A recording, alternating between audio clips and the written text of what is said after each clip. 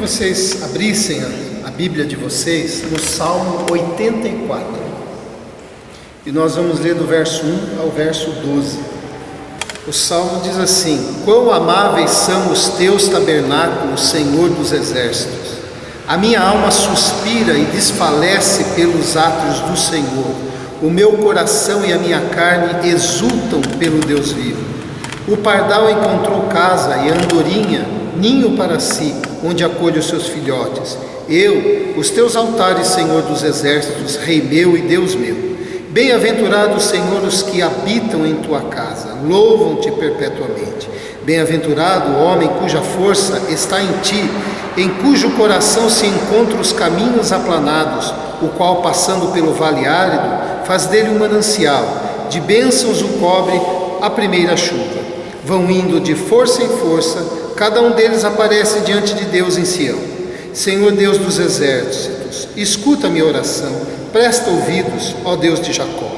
Olha, ó Deus, escudo nosso, e contempla o rosto do teu ungido, pois um dia nos teus atos vale mais que 1000.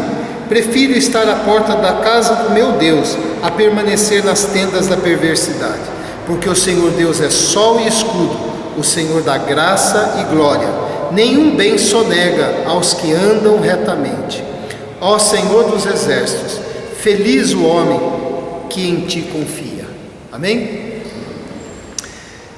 O templo, ocupava um lugar muito especial, muito importante para o povo de Israel, porque no templo era o lugar mais importante do mundo para eles, porque lá estava o Santo dos Santos, estava o local onde Deus se manifestava, onde eles também apresentavam os seus sacrifícios e aguardavam a bênção do Senhor, E este salmo, ele está dentro de um contexto daqueles peregrinos que iam até Jerusalém para adorar a Deus nas datas previstas no tempo de festa, Então está falando um pouco aqui daqueles que trabalham no templo, porque tem a oportunidade de louvar o Senhor, daqueles que passam pelo vale árido na sua peregrinação até chegar a Israel. Então, um louvor à presença de Deus e um reconhecimento, uma palavra apaixonada pelo templo que representava a presença de Deus para Israel. Também pode ser aplicado, que a gente não sabe ao certo, se este salmo foi feito por alguém que estava no exílio, distante das festas, distante do culto, e escreve isso em reconhecimento da bênção que é poder cultuar a Deus. Aliás, todo o contexto, toda a linguagem do salmo é uma linguagem que fala de culto, da importância do culto, da bênção que é cultuar o Senhor. E tem 6 grandes estrofes aqui que a gente pode destacar, e eu gostaria de compartilhar essas estrofes, pensando que a confiança em Deus é uma bênção, na nossa vida. Confiar em Deus é uma bênção para a nossa alma, para a nossa vida, Então, o primeiro ensino aqui que a gente vê está no verso 1, no verso 2, onde fala do anseio da alma, Quão amáveis são os teus tabernáculos, Senhor dos exércitos! A minha alma suspira e desfalece pelos átrios do Senhor. Não é isso? E é interessante que ele fala, ele usa aqui: a minha alma suspira, o meu coração e a minha carne. Ele fala de alma, fala de coração, fala de carne, trazendo a totalidade do nosso ser na adoração. Porque a nossa adoração não é só com o corpo, a nossa adoração não é só com o espírito, com a alma, a nossa adoração não é somente com a mente, mas é o conjunto de tudo isso, que na adoração deve estar envolvido todo o nosso ser, toda a nossa constituição, da maneira como Deus nos criou, ligados na adoração a Deus. E mostra aqui que o objeto da nossa adoração é o Deus, exultam pelo Deus vivo, diz no final do verso 2. Ainda que ele faça referência ao templo, o templo só tem significado porque ali Deus se manifestava, por causa da presença de Deus. Então não é a questão do templo, da construção, mas a questão da presença de Deus. Agora, todo esse anseio pelo templo, esse anseio pelo culto, mas aqui em especial pelo tabernáculo, pelos tabernáculos, há uma aplicação no Novo Testamento, porque o templo, diz o Novo Testamento, somos nós, não é isso? O nosso espírito, né? A nossa vida, o nosso corpo, nós somos o templo do Espírito Santo. Então, quando a gente tem essa anseio pelo templo, essa paixão pelo templo, no Novo Testamento, diz que então nós devemos ter o amor às pessoas, né? Em especial aos irmãos, porque uma vez que a construção não é o templo, mas o templo somos nós, e o nosso anseio e o nosso amor é pelo templo, o nosso anseio e o nosso amor é pelo irmão que é templo do Espírito Santo, né? E é interessante porque o Novo Testamento vai mostrar que nós adoramos a Deus servindo ao próximo, adoramos a Deus amando o próximo. Não tem como você amar a Deus se você não amar o próximo, se você não amar o irmão, né? Então essa linguagem no Novo Testamento, ela tira o foco do templo, como foi na pregação de Estevão, e ele foi apedrejado justamente porque tocou nesse ponto, né, de que o templo não tinha aquela importância como com a vinda de Cristo, né? Então o anseio da nossa alma é esse culto a Deus, esse amor a Deus. Então confiar em Deus é uma bênção para a nossa alma, quando a gente entende que não existe culto a Deus se não haver amor ao próximo, né? Não existe culto de fato a Deus. Ou seja, amar o próximo é uma manifestação de culto a Deus, né? Por quê? Porque é o cumprimento da lei, é o cumprimento da lei de Cristo, não é isso? Então, cultuar a Deus é um privilégio almejado. A gente almeja, tem ao mesmo tempo, deve ter esse anseio, e ao mesmo tempo reconhecer o privilégio, e ao mesmo tempo saber que o culto a Deus não está confinado a uma construção. Então isso aqui é importante. Segundo ensino, está no verso 3, que é a segunda grande estrofe, é o privilégio das aves, né? Ele está dizendo aqui que o pardal encontrou casa e a andorinha ninho para si, talvez uma menção aí aonde ficava a arca, onde ficava a construção, onde se adorava, onde as aves encontravam lugar ali, né? E ali encontravam refúgio do sol, para a chuva, e ali dentro desse local seguro, pelo instinto a ave percebe isso, ela constrói o seu ninho, né? Então aqui é uma palavra para a gente de que nós encontramos refúgio na presença de Deus, em Deus, e ali nós devemos construir o nosso ninho, e ali nós devemos construir a nossa casa, e ali nós devemos construir a nossa vida, né? Idêntico ao ensino do Evangelho, onde Jesus diz o seguinte, que o homem prudente construiu a sua casa onde? Na areia? Não, na rocha, não é isso? É o equivalente a dizer que em Deus a gente encontra esse refúgio e ali a gente constrói o nosso ninho, a gente constrói a nossa vida, assim como o pardal encontrou lugar no templo, onde abrigava a arca, onde havia o culto, e ali, entendendo instintivamente que era um lugar seguro, faz o seu ninho, né? Isso para a nossa vida. Outra terceira grande estrofe aqui, a terceira, é no verso 4, 5 e 12, são as bem-aventuranças. Diz o que no 4? Bem-aventurados, Senhor, os que habitam na tua casa, louvam-te perpetuamente. Fazendo uma lembrança daqueles que trabalhavam no culto do Antigo Testamento, o privilégio que tinham de passar todo o dia lá, louvar o Senhor, trabalhar com o culto, né? Essa é a linguagem. Verso 5, bem-aventurado o homem cuja força está em ti, em cujo coração se encontram caminhos aplanados. E o verso 12 diz, ó Senhor dos exércitos, feliz o homem que em ti confia. Então aqui é uma tríplice bem-aventurança, né? A bem-aventurança de ter a presença de Deus, a bem-aventurança de encontrar força em Deus, e a bem-aventurança de poder encontrar segurança no Senhor, né? Então a gente tem a felicidade, como alguém que foi encontrado por Cristo e que crê em Deus, a felicidade de, primeiro, encontrar refúgio para as nossas emoções, encontrar refúgio para as nossas dificuldades, encontrar refúgio para as nossas quedas, né?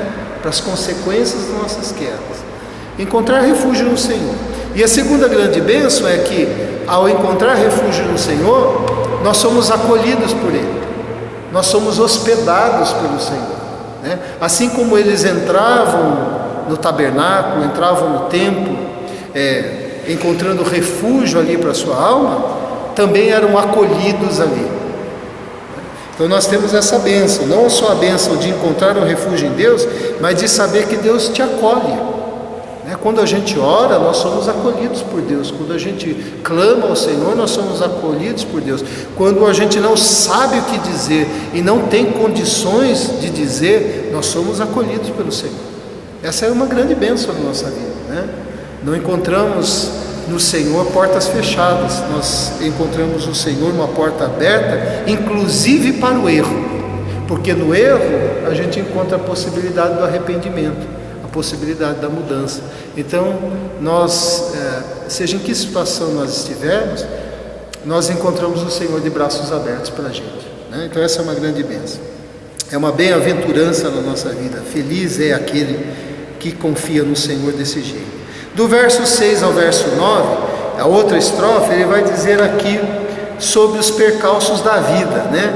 Diz: o qual passando pelo vale árido faz dele um manancial, de bênçãos o cobre a primeira chuva. Ele está falando aqui do vale de Bacá, ou vale árido, aonde havia um arbusto, né, de balsameiras, aonde as raízes penetravam fundo na terra e elas encontravam ali no deserto água. Então a raiz ia caminhando até encontrar água. E isso é uma figura, né, aqui no verso 6 até o 9, vão indo de força em força, cada um deles aparece diante de Deus. O Senhor Deus dos exércitos escuta a minha oração, presta ouvidos, ó Deus de Jacó. Olha, ó Deus, escudo nosso, e contempla o rosto do teu ungido. Ele está fazendo aqui nessas porções aqui, trazendo a lembrança, o pessoal na peregrinação, que saía das suas cidades até Jerusalém, para o local de culto, atravessavam vários trechos, várias regiões, e havia lugares áridos que depois da chuva de outono, ou as primeiras chuvas, encontravam muitas vezes naquele deserto um lugar florido, né? Então aqui é a figura daquele que compreende e sente a presença de Deus, a companhia de Deus, o cuidado de Deus. Ele compreende, a gente vai compreendendo, que mesmo passando pelas dificuldades, pelos desertos, pelos vales áridos, a gente encontra força, né? É interessante, porque é como Paulo diz: quando eu sou fraco, aí é que eu sou forte. É no meio das aflições, das dificuldades, que a gente vai se tornando mais forte, né? É no meio das lutas, né, das dores, do choro, das decepções, é no meio disso que a gente se volta para o Senhor e a gente sai dessa situação mais forte, né? Em meio à dor, que muitas vezes a gente sai mais forte. Então é aquele que compreende a presença de Deus. Ele passa pelo vale de Bacá, ele passa pelo vale árido, mas faz dele um manancial, como diz aqui, né? O qual passando pelo vale árido faz dele um manancial, de bênçãos o cobre a primeira chuva. Então Deus vem com a sua chuva, fortalece e nos dá uma nova condição. A quinta estrofe está no verso 10, diz assim: pois um dia nos teus átrios vale mais que 1000, prefiro estar à porta da casa do meu Deus a permanecer nas tendas da perversidade, né? Então é a valorização do culto. A valorização do culto não é somente, não se restringe somente a você valorizar o que é feito nesse ambiente. Porque a gente fala, vamos para o culto, né? O culto na nossa vida não cessa. O culto é todo dia, o culto acontece lá na sua casa. Aqui é só o desembocar daquilo que aconteceu na sua semana. Então você cultua Deus na vida, se reúne junto com outros irmãos e traz o seu culto para cá. O culto não acontece aqui e termina aqui quando a gente fecha as portas. Aqui é o resultado da sua comunhão com Deus durante a semana. É por isso que muitas vezes nesse ambiente aqui, que a gente acha um absurdo, mas muitas vezes aqui acontece uma confusão, porque é resultado do culto que teve lá. Se não houve culto lá, o que vai acontecer aqui, né? Então só há vida no culto se há culto na vida. Então aqui só vai haver vida, bênção, unidade, se lá na nossa vida, no nosso dia a dia, na nossa semana, houver culto da nossa parte, né? Cultuando ao Senhor. E aqui é uma valorização do culto, por exemplo, na vida pessoal. Aonde como é que a gente cultua Deus com a vida pessoal? Não é só levantando a mão na igreja na hora do louvor, né? É muito mais do que isso, buscando a integridade na vida, né? Caminhando em integridade, trabalhando o caráter, trabalhando nosso ser interior, de maneira que nós possamos ser pessoas íntegras aos olhos de Deus, e assim prestamos culto. A outra coisa, por exemplo, é na vida social. Como é que a gente cultua Deus na vida social? Quando eu sou aquilo que Deus espera que eu seja. Ou seja, quando eu sou sal, quando eu sou luz, no meio que eu vivo. Isso é um culto ao Senhor, né? E na vida espiritual, quando é que isso acontece? Ora, isso acontece quando eu venho e me reúno com outros irmãos, valorizando a vida do irmão, e desfrutando do ajuntamento, porque é isso que se chama igreja, é o ajuntamento, é a congregação, é junto com outro irmão, desfrutar da presença dele, e juntos louvarmos o Senhor, e juntos reconhecermos as bênçãos que estão acontecendo na minha vida e na sua vida, e juntos cantarmos a Ele, e juntos orarmos a Ele. Isso é culto, né? O culto não é a placa, o culto não é o local, o culto não é a liturgia, o culto não é a programação. O culto é esse encontro de amor, como quem compreende que todos nós fomos alcançados por Cristo e vivemos debaixo dessa graça, né? E assim a gente se ajuda, e assim a gente se fortalece, como diz o autor de Hebreus, e não deixeis de congregar, como alguns vêm fazendo, mas antes, né, estejam encorajando uns aos outros, quanto mais a gente vê que o dia se aproxima, o dia da volta de Cristo. E a sexta estrofe aqui é o verso 11 e 12, que diz: porque o Senhor Deus é sol e escudo, o Senhor dá graça e glória, nenhum bem sonega aos que andam retamente. Ó Senhor dos exércitos, feliz o homem que em ti confia. Então o que nós vemos aqui? Ele reconhece que Deus é sol, e o sol revela todas as coisas. O sol, com a sua claridade, mostra, ao contrário da noite que esconde, não é isso? Então o sol revela Deus, o sol é a majestade dele, é a presença dele, é a santidade dele, é a glória dele. O sol revela os nossos pecados, né? E o escudo protege, não é isso? O escudo preserva. O escudo é a graça que perdoa, é a graça que dá uma segunda chance, é a graça que dá a possibilidade da gente mudar. Então essa figura de sol e escudo é a figura da graça e do perdão de Deus na nossa vida, é a figura aqui da graça e da glória, né? Por isso que diz: todos pecaram e carecem da glória de Deus, né? Porque é a glória de Deus que revela o pecado, convence o pecador e que perdoa, é a presença dele. Então a exaltação de Deus por quem Ele é, porque Ele é sol, é escudo, e pelo que Ele faz. Nenhum bem sonega aos que andam retamente. Ou seja, Deus é um Deus de graça e de favor sobre a nossa vida. Bom, eu disse que quem confia em Deus encontra uma bênção, né, para a sua alma. Confiança em Deus é uma bênção para a nossa alma. Por que é uma bênção? Por causa disso, porque aquele que confia anseia o privilégio de cultuar a Deus. E desejar estar perto de Deus, e desejar cultuar a Deus, e ansiar pelas coisas de Deus, faz bem para a nossa alma. Faz ou não faz? Faz bem para a nossa alma. Por que confiar em Deus é uma bênção para a nossa alma? Porque quem assim faz encontra refúgio e um local seguro para construir a vida, não é? As pessoas sentem a carência, a falta de segurança nessa sociedade, nesse mundo, para construir a vida.